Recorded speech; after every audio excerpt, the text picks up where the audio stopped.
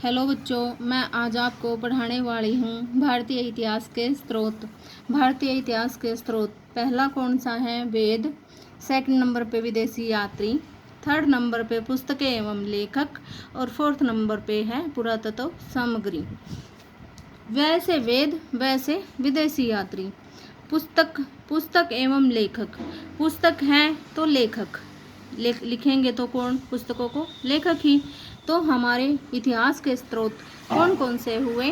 First पे वेद, विदेशी यात्री, पुस्तकें एवं लेखक और पुरातत्व सामग्री। संहिता। संहिता मैंने यहाँ पे क्यों लिखा है? क्योंकि जो 4 वेद हैं उन्हीं को हम क्या बोलते हैं? संहिता। 4 वेद कौन कौन से हैं? ऋग्वेद।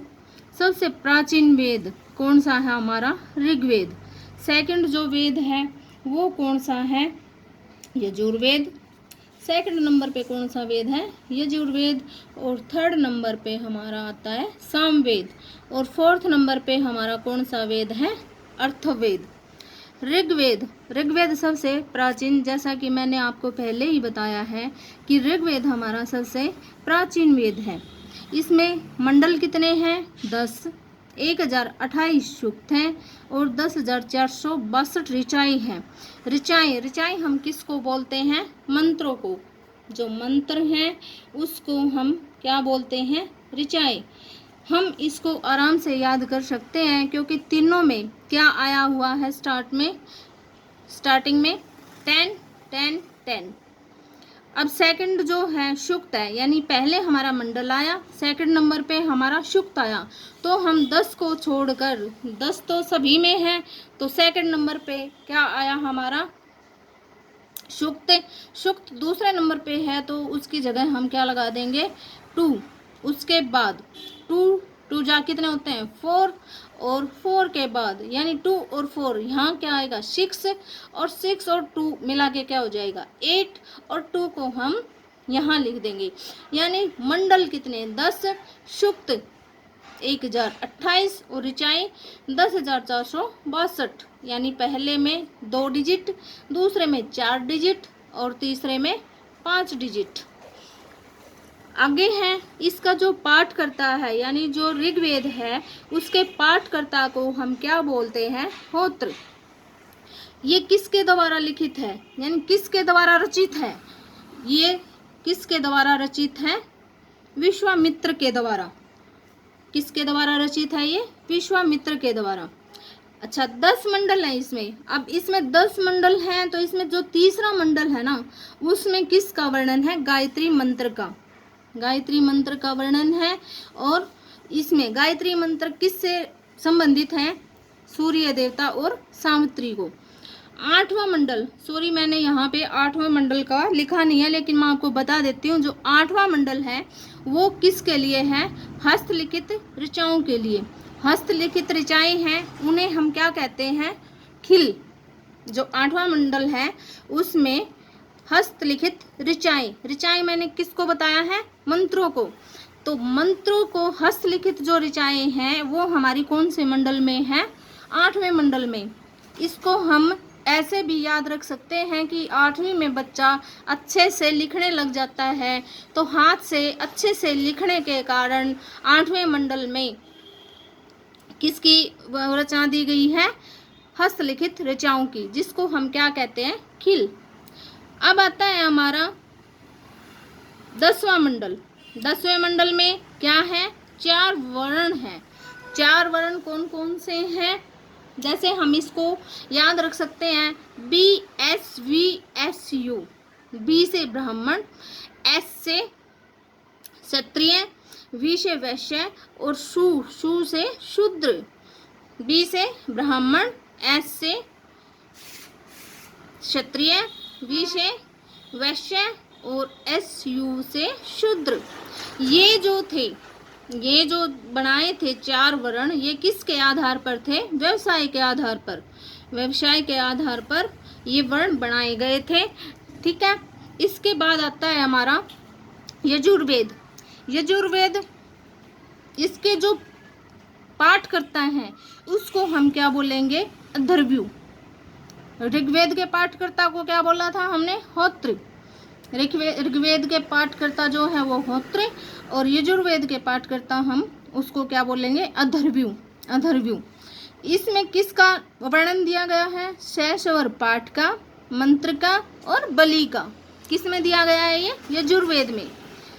और इसके बाद इसमें क्या क्या है, यज्ञ है, विधि विधान है, और एक वेद है ये जो दोनों में है, गद और पद दोनों में।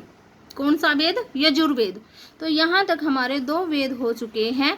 आशा है आपको अच्छे से समझ आए होंगे। अगर फिर भी कोई परेशानी है तो आप कमेंट करके मुझे बता सकते हैं। थर्ड जो वेद है वो कौन सा है, सामवेद। सामवेद यानी साम का अर्थ क्या है, गाने योग्य, यानी गाया जाने योग्य, गाई जाने वाले योग्य रचाएं, यानी जो मंत्र गाए जाते हैं उसका वर्णन किस में है, सामवेद में। पाठकर्ता इसको क्या बोलेंगे, उद्रात्र। इसके पाठकर्ता को क्या बोलेंगे, उद्रात्र।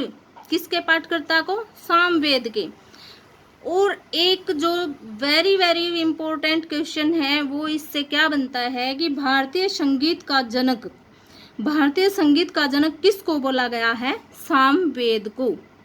सामवेद को भारतीय संगीत का जनक बोला गया है। एक बार पीछे से रिवाइज कर लेते हैं स्टार्टिंग से, ताकि आपको अच्छे से याद हो जाए। तो हमने कहाँ से स्टार्ट किया था पढ़ाना, भारतीय इतिहास के स्रोत। भारतीय इतिहास के स्रोत कौन कौन से थे, एक बार मेरे साथ साथ आप बोलेंगे, वेद, विदेशी यात्री, पुस्तकें एवं लेखक और पुरातत्व सामग्री। संहिता किसको बोला जाता है, चारों वेदों को। चारों वेदों को हम क्या बोलेंगे, संहिता। फर्स्ट वेद कौन सा है अपना, ऋग्वेद, यानी सबसे प्राचीन जो वेद है वो कौन सा है, ऋग्वेद। ऋग्वेद में क्या क्या है, अब 10 मंडल हैं, 1028 सूक्त हैं और 10,462 रचाएं हैं। रचाओं को मैंने बताया था क्या बोलते हैं हम, मंत्र। पाठकर्ता किसके, इसके क्या बोलते हैं इसको, होत्र।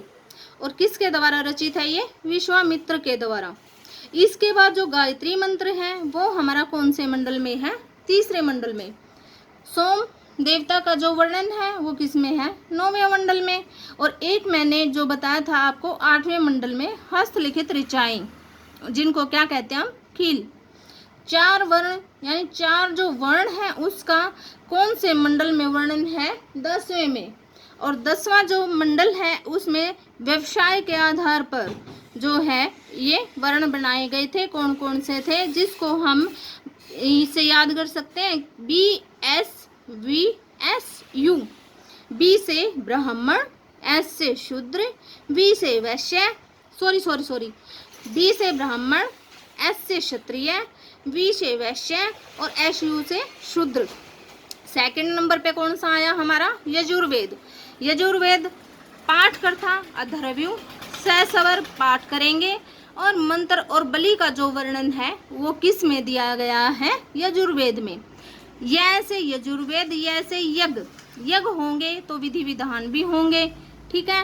यज्ञ और विधि विधान का वर्णन किस में दिया गया है, यजुर्वेद में। गद और पद दोनों में है ये। कौन सा वेद है, गद और पद दोनों में, यजुर्वेद। सामवेद, साम का अर्थ क्या बताया मैंने, गान, यानी गाया जाने योग्य। गाया जाने योग्य क्या, ऋचाएं यानी मंत्र, वो कौन से में है, सामवेद में। पाठकर्ता को क्या बोलते हैं हम, उद्रात्र। और भारतीय संगीत का जनक है वो कौन सा वेद है, सामवेद। 4th नंबर पे हमारा आता है अर्थवेद। अर्थवेद यानी इसका जो रचयिता है ये कौन से ऋषि के द्वारा है, अर्थवा ऋषि के द्वारा। अर्थवेद के रचयिता का नाम क्या है, अर्थवा ऋषि। कन्याओं के जन्म की निंदा की गई है। अर्थवेद में कन्याओं के जन्म की निंदा की गई है। अंधविश्वास से भरा पड़ा है। जादू टोना जो है वो कौन से वेद में पाया जाता है, अर्थवेद में। और सबसे बाद का वेद है ये कौन सा, अर्थवेद। तो आशा करती हूँ आपको अच्छे से जो 4 वेद आज मैंने पढ़ाए हैं आपको अच्छे से समझाया होगा। भारतीय इतिहास के जो स्रोत बताए हैं मैंने, किन किन स्रोतों से हमारे इतिहास का पता चलता है, वो भी आपको अच्छे से समझ आया होगा और आप अच्छी तरह से इनको याद करेंगे। Thank you.